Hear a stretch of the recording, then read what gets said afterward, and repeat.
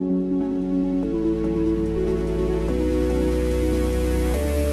welcome back. And you might remember a couple of weeks ago, I lamented the security of my own job as we introduced you to the world's first ever artificial intelligence news anchor. Well, it seems copywriters are also set to be replaced by machines. Take a look at this ad.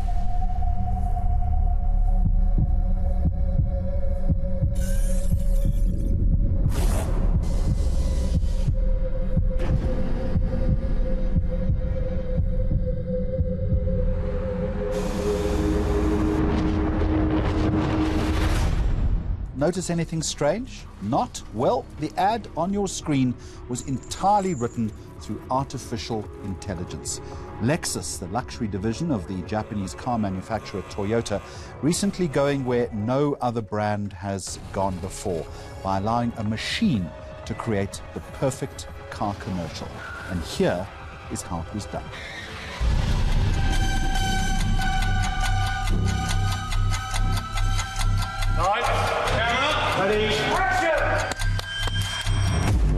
The truth is that the machines are coming.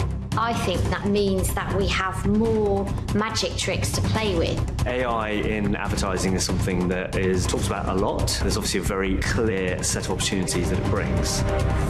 It's a very important car. It's a beautiful car. It represents the new face of Lexus.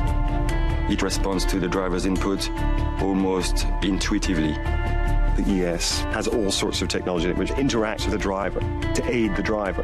The intuitive features are based on safety. If, for example, you are on the highway, the car will recognize the lanes on the road and assist the driver to keep the car in the middle of the lane. The car would brake for you if you were to not see something on the road. It's a sort of supplement to the driver.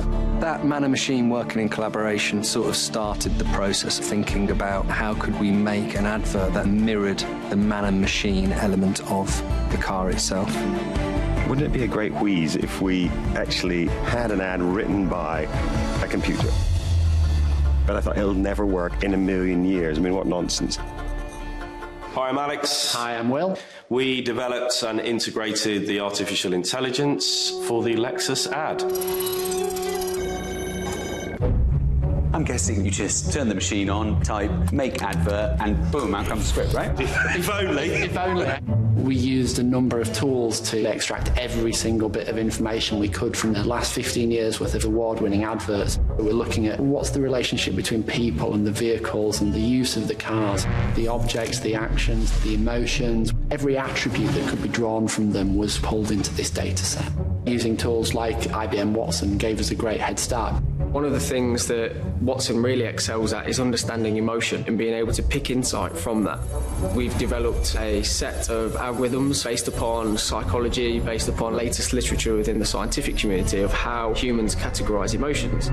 And we've packaged that up into this block that would understand any sort of text that's fed into that and pick out the key themes of happiness, sadness, anger, or confidence.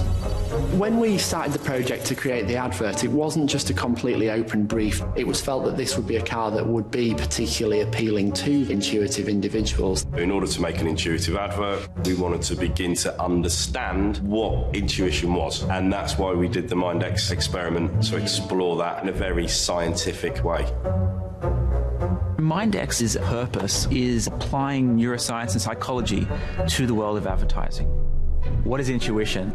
It's the use of unconscious emotional information in decision making. We did online surveys, and then there's more behavioral testing where we actually had people come into the lab. We get an emotional image into someone's brain, and we can measure how much that unconscious emotion affects simultaneous decision making.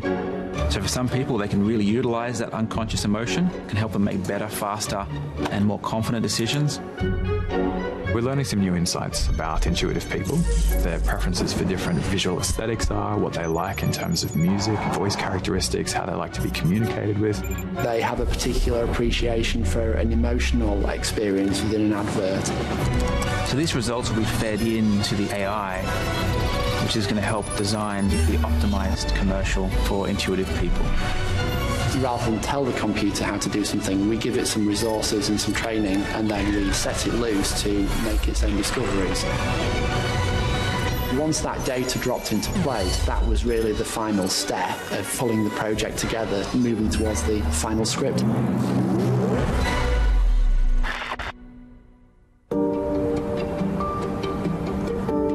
You're sort of setting off a process that you've not got that much control over, but I think that's where the best work comes from.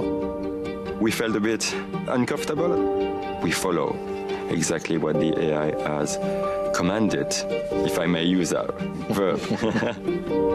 Were you nervous about what the final script would be? I think probably quietly terrified. I'm sure you're really excited to see what the AI's come up with, and we thought we'd let the machine read its own script. Act 1. Open with vehicle final inspection area at factory. Minimalist environment with nothing but the car. Under a geometrically pleasing arrangement of bright white inspection lighting. I think most important is to say that the story is a story. It's like a movie. Cut to relatively short dynamic driving scene featuring the same car along a winding road on the side of a mountainous area with dark skies indicating a coming storm. I don't think any of us predicted it. The AI actually wrote an entire script.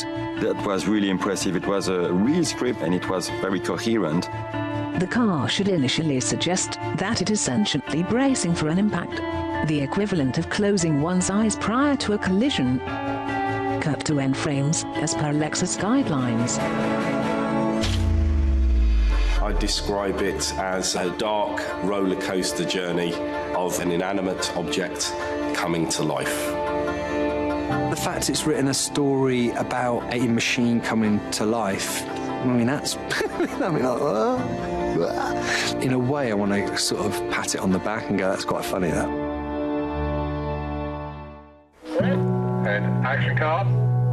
We were all really surprised when out came a script which not only made sense, but actually had in it this sort of self-reflexive quality. And it's a kind of a twist on, I suppose you would say, the Pinocchio tale.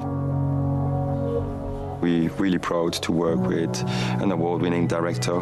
And it's really cool that he picked up this idea as well and he felt really, in love with it.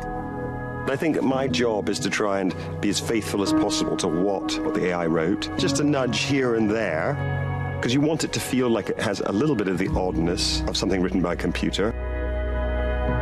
What I've tried to do is to figure out ways to make it feel like we're seeing quite a lot of this from the car's perspective. It's about this machine which is coming alive. So that enables you to be a bit odd and surreal, I think. We're getting close to a point where the AI's created work is actually becoming good, which I think is a fascinating idea. I think we all like to flatter ourselves as human beings that we have a unique way of understanding the world that no machine could ever replicate. And I think that it's going to be very interesting when things that make us laugh and make us cry has actually been created by a computer. And that's going to be fundamentally earth-shattering for the way that human beings see themselves and see their place in the world. I do think that the best agencies in the world will embrace machine learning and emerging technologies because we need them in order to find new ways of telling great, exciting, inspirational stories. We're going to get lots of brands and agencies jumping on the bandwagon, but then we're also going to get lots of brands and agencies actually using it in a meaningful and impactful way. That's what it looks like. I reckon it could have had a face, but they're just not too lazy to put a face on it. Why didn't you give the AI an emoticon face? Are you worried about what the AI will make of the ad in the end? Yeah, we've got to tell it, haven't we, I suppose? So if it starts moaning about Kevin's direction, I thought I'd find that quite funny. Don't laugh at me. Take me seriously. It'll say you ruined my work, is probably what it will say, like every writer. I'll probably just shut it off, to be honest. We can just sort of do that. See if it's still there. Yeah. Thank you very much, ladies and gentlemen. That's the wrap. Thank you. So you can let us know what you think of that story and all the others featured on today's program on our various social media pages. Next week, ad industry legend Pepe Marais on how to grow greatness in the creative industry. Until then, goodbye to you, and as always, thank you for watching.